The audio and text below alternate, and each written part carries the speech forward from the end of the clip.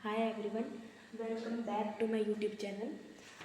जैसा कि आप सभी जानते हैं कि बीएड में माइक्रो टीचिंग एक बहुत ही महत्वपूर्ण भूमिका निभाती है।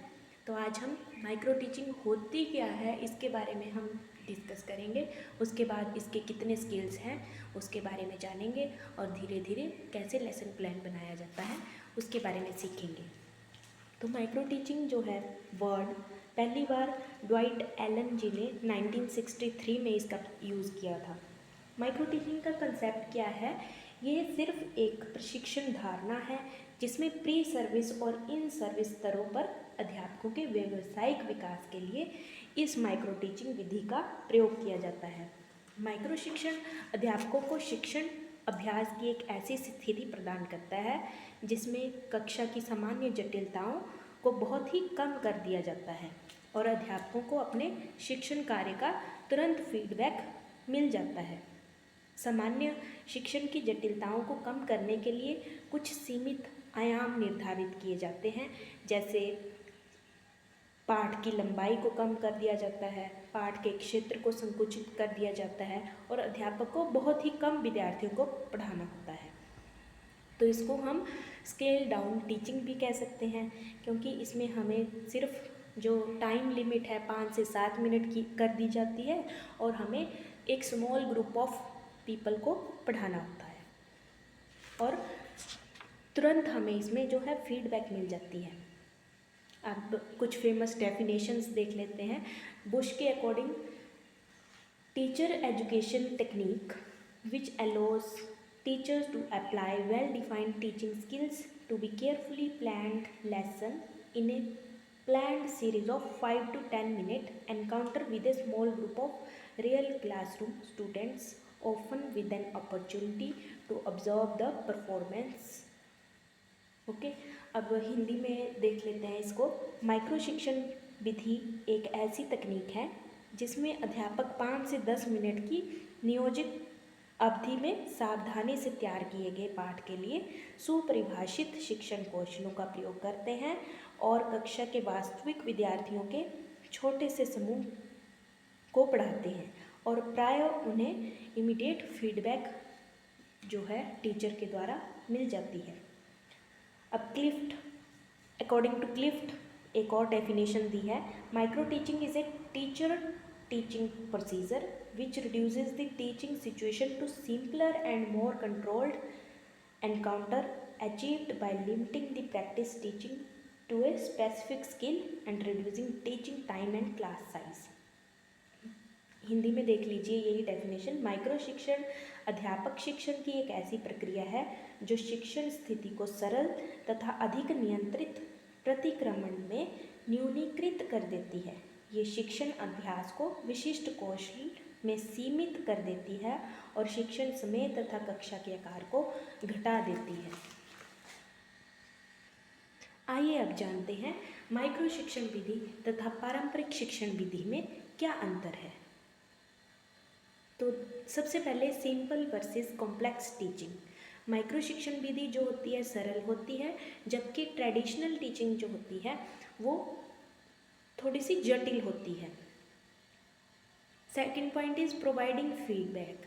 माइक्रो शिक्षण विधि में तत्काल ही प्रतिपोषण की व्यवस्था होती है, परंतु पारंपरिक शिक्षण में ऐसी कोई व्यवस्था नहीं होती। माइक्रो टीचिंग में एकदम से टीचिंग आप करेंगे तो पीछे टीचर बैठा होगा, आपको साथ में ही फीडबैक मिल जाती है। Next is size of class. Micro शिक्षण में कक्षा को छोटे छोटे ग्रुपों में बांट दिया जाता है। एक ग्रुप में 5 से 7 तक विद्यार्थी ही होते हैं, जबकि पारंपरिक शिक्षण विधि में 40 से 50 बच्चे रहते हैं। Next point is role of supervisor. Micro शिक्षण में निरीक्षक की भूमिका बिल्कुल स्पष्ट रहती है, जो शिक्षण सुधार में बहुत ही सहायक होती है, परंतु पारंपरिक शिक्षण में निरीक्षक की भूमिका अस्पष्ट रहती है, जो शिक्षण के सुधार में सहायक नहीं होती। Next point is duration.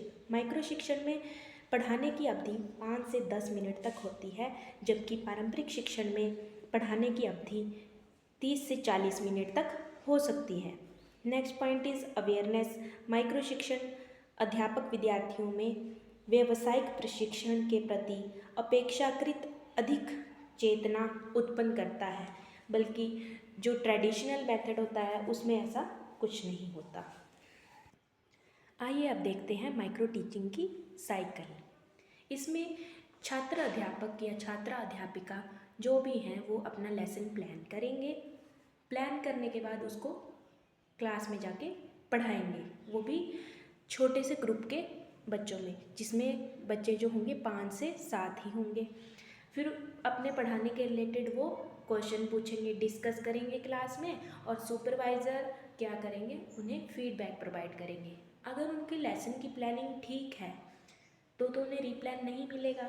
अगर उनके लेसन की प्लानिंग ठीक नहीं है तो उन्हें रीप्लान करना पड़ेगा, दोबारा से पढ़ाना पड़ेगा, रीटीच, दोबारा से क्लास में डिस्कस करना पड़ेगा, रीडिस्कस, फिर उन्हें दोबारा से फीडबैक प्रोवाइड की जाएगी, रीफीडबैक। इसी प्रकार ये माइक्रो टीचिंग साइकिल चलता रहेगा। अब हिंदी वाले बच्चों के लिए वो भी देख लेते हैं कैसे ये माइक्रो टीचिंग साइकिल चलेगा।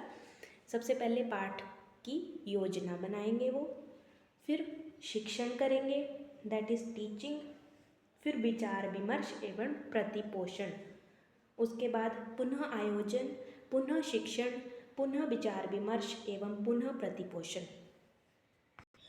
आइए अब हम देखते हैं principles underline micro teaching. Micro शिक्षण में निहित सिद्धांत, तो इसके कुछ एक प्रिंसिपल्स हैं वो हम देख लेते हैं। पहला है प्रिंसिपल ऑफ प्रैक्टिस, अभ्यास का सिद्धांत। तो आपने एक कहावत सुनी होगी, अभ्यास मनुष्य को पूर्ण बनाता है। ये कहावत आपने बहुत बार सुनी होगी। तो किसी भी कार्य को बार बार अभ्यास करने से मनुष्य उस क्रिया को अच्छी प्रकार से सीख लेता है। इसी प्रकार माइक्रो टीचिंग, माइक्रो शिक्षण जो विधि है, छोटे से छोटे शिक्षण कौशलों के लिए भी अभ्यास प्रदान करता है। अतः इससे विद्यार्थी अध्यापक को शिक्षण में निपुणता प्राप्त हो जाती है।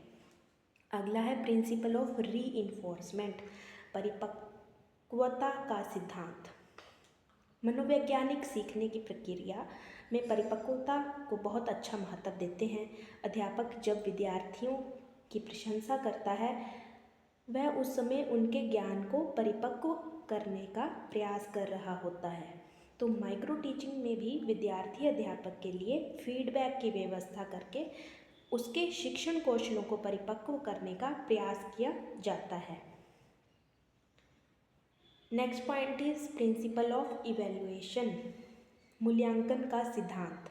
विद्यार्थी अध्यापक के कार्य का उचित मूल्यांकन उसे बेहतर शिक्षण के लिए प्रेरित कर सकता है।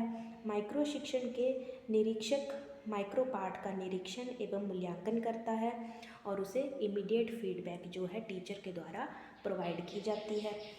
प्रिंसिपल ऑफ प्रिसाइज सुपरविज़न, स्पष्ट निरीक्षण का सिद्धांत। माइक्रो शिक्षण के साथ संबंधित निरीक्षण स्पष्ट एवं विशिष्ट होता है। निरीक्षक जो सुपरवाइज़र होता है एक समय में एक ही बात पर ध्यान केंद्रित करता है। सुपरवाइज़र तथा अध्यापक दोनों को पहले ही माइक्रो शिक्षण के लक्ष्य का स्पष्ट ज्ञान होता है। निरीक्षक अपने पास निरीक्षण सूची, दैट इज़ ऑब्जर्वेशन शेड्यूल रखता है जिसे वह निरीक्षण करते समय भरता है। Next point is principle of continuity, निरंतरता का सिद्धांत। माइक्रो शिक्षण निरंतरता के सिद्धांत पर आधारित है। इसके द्वारा अध्यापक शिक्षण कौशल को निरंतर रूप से सीखता रहता है।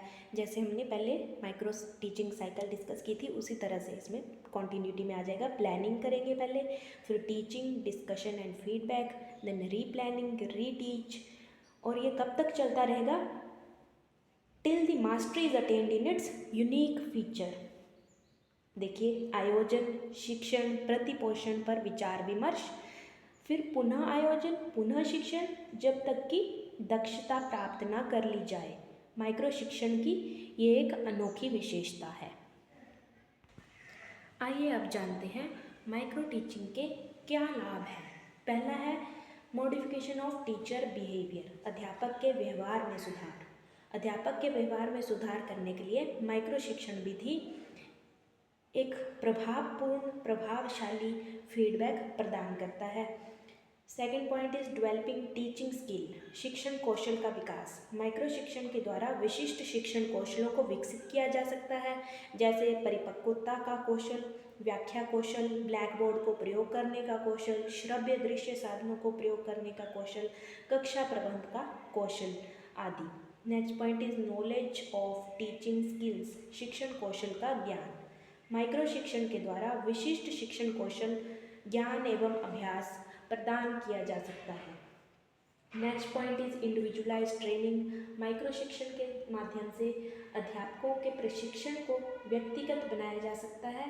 इसके द्वारा प्रत्येक विद्यार्थी अध्यापक, जो भी अध्यापक बनने वाले हैं बच्चे, अपनी योग्यता अनुसार अपनी गति से शिक्षण कौशलों में विकास कर सकता है। Next point is reducing complexities, जटिलताओं को कम करना। जैसे कि मैंने पहले भी बताया, माइक्रो टीचिंग में जो सामान्य जटिलताएं हैं उनको कम कर दिया जाता है, जैसे क्लास साइज़ कम कर दिया जाता है, सामग्री का विस्तार कम कर दिया जाता है और समय की अवधि को भी कम कर दिया जाता है। ये इसकी कुछ एक एडवांटेजेस थी। तो मिलते हैं अगली वीडियो में माइक्रो टीचिंग के लेसन प्लान्स के साथ। उसको कैसे प्रिपेयर करना है वो बनाना हम सीखेंगे। तो थैंक यू।